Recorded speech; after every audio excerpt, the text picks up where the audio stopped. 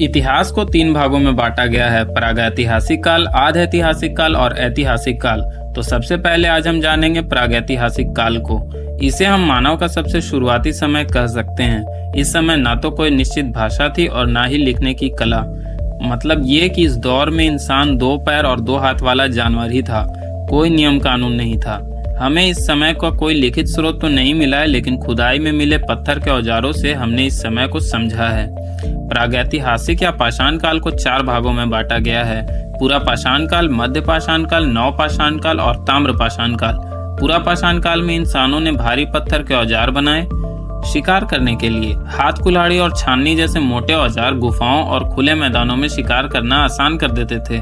इस समय लोग भोजन के लिए शिकार और जंगली फल सब्जियों जैसे चारों पर निर्भर करते थे। मध्य प्रदेश के भीमबेटका में इन गुफाओं के चित्र मिले हैं जो पाषाण काल के जीवन को दर्शाते हैं, और ये पूरा समय 5 लाख ईसा पूर्व से 10,000 ईसा पूर्व तक चला होगा। ईसा पूर्व का मतलब तो पता ही होगा, ईसा मसीह के जन्म से पहले।